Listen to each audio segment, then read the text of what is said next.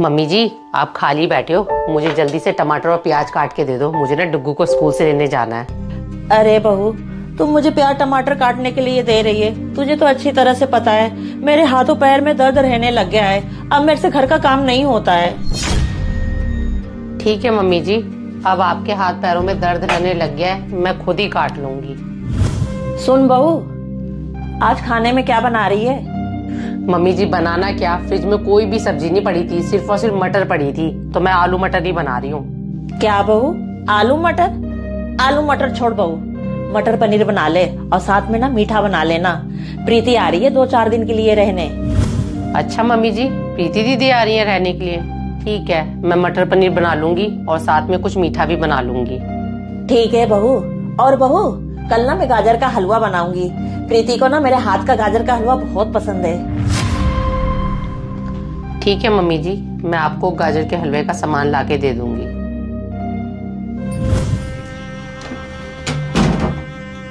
Mummy जी पता नहीं क्यों मेरे साथ ऐसे करती हैं। मैं कोई भी काम मम्मी जी को बताती हूँ, मम्मी जी फट मना कर देती हैं या कोई ना कोई बहाना मार देती हैं। अब अपनी बेटी के लिए गाजर का हलवा बनाने के लिए तैयार हो गई हैं। मैंने 2 प्याज टमाटर काटने के लिए बोले तो मम्मी जी के हाथ पैरों में दर्द शुरू हो गया। अरे प्रीति, तू कितने दिनों बाद आई है? ऐसा करती है, पता नहीं कितना बिजी है। अरे मम्मी, आपको तो पता है मैं अपने ससुराल में कितनी बिजी रहती हूँ।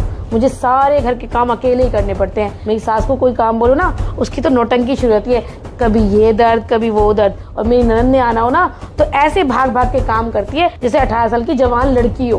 अरे मम्मी, मैं तो सारा दिन काम कर करके थक ही जाती हूँ। आपको पता है, मैं तो पिछले हफ्ते आ रही थी आपके पास रहने, पर मेरी ननद आ धमकी और ना ऐसे ऑर्डर जमाती है जैसे किसी होटल में आके रह रही हो। भाभी ये बना लो, भाभी वो ले आओ। मैं तो थक ही जाती हूँ उनके सारे काम कर करके। अरे प्रीति बेटा, अपने सास को ना साफ साफ बोल दे, तुम्हारी बेटी की इतनी खातिरदारी मेरे से नहीं होती है। ज्यादा है तो ना जाके खुद कर ले। अरे मम्मी, मैं अपनी सास को ना डायरेक्ट जवाब नहीं दे सकती। हमारे घर में ना मेरी सास की बहुत चलती है। चलो छोड़ो इन सब बातों को। अरे भाभी, मम्मी बोल रही थी आप मटर पनीर बना रहे हो और भैया ना इस साल नया इलेक्ट्रिक तंदूर लाए हैं, तो ऐसा करो उसमें ना गर्मा गर्म स्टफ्ड नान बना लो, मजा ही आ जाएगा खाने में। स्टफ्ड नान? ठीक है दीदी, बना दूंगी।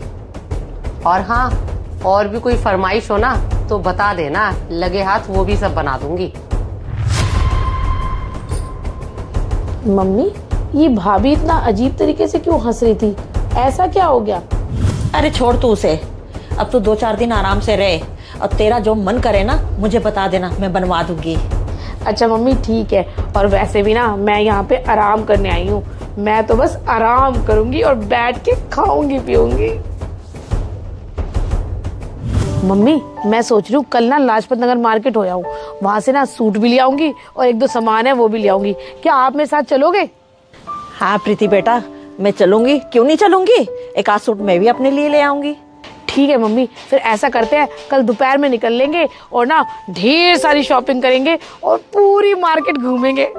ठीक है प्रीति बेटा, लाजपत नगर मार्केट ना तसल्ली से घूम के आएंगे और 4-5 घंटे लगा के आएंगे। क्या कह रही है? 4-5 घंटे लगा के आएंगे? इनको सोसाइटी की दुकान से अगर दूध या सब्जी लाने को मैं बोल दूं ना तो इनके घुटनों में दर्द शुरू हो जाता है। अब लाजपत नगर मार्केट घूमने में इनका घुटनों का दर्द कहाँ चला जाएगा। मम्मी, भाभी पता नहीं कौन से ख्यालों में घूमे। भाभी जी, ओ भाभी जी, कहाँ खो गए? ये पौधों को पानी आपने दे दिया है और जाकर ना फटाफट मेरे लिए गर्मा गर्म चाय बना लाओ।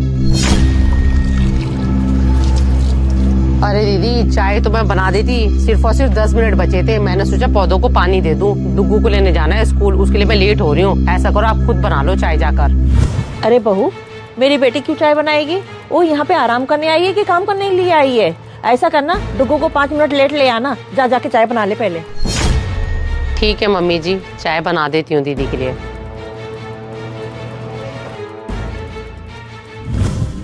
अरे भाभी जी, आपका अमरूद कटा कि नहीं? और हाँ, उसमें ना काला नमक डाल के जरूर लाना, मजा ही आ जाएगा। मम्मी, आपकी बहू ना ढीली बहुत है, इतनी देर में तो मैं 4 काम कर दूं। आपको पता है, जब मेरी ननद आती है मेरी तो रेल ही बन जाती है और उसकी फरमाइशें नहीं खत्म होती। भाभी ये ले आओ, भाभी वो ले आओ। प्रीति बेटा, तू अपनी सास को ना साफ साफ बोल दे, अपनी बेटी की फरमाइश है ना वही पूरा करे और तुझे ना बोले। अरे मम्मी आप तो रहने ही दो, ऐसा तो कभी जिंदगी में नहीं हो सकता।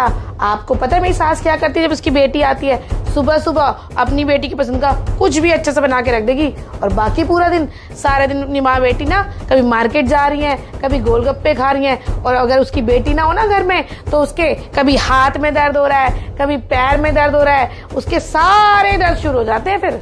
और तो और मम्मी मेरी ननद ना आते ही हमें कह देती है मैं अपने ससुराल में बहुत काम करती हूँ, यहाँ ना सिर्फ मैं आराम करने आई हूँ और एक ना चम्मच भी नहीं उठाऊंगी। पता है मम्मी मुझे नौकरों की तरह उसकी सेवा करनी पड़ती है। मैं तो बड़ा शुक्र मनाती हूँ जब वो अपने ससुराल वापस जाती है। सच में प्रीति बेटा, वो लोग तेरे से बहुत काम कराते हैं, अब तू जी भर के यहाँ पे आराम कर। हाँ मम्मी मैं तो यहाँ पर जी भर के आराम ही करूंगी।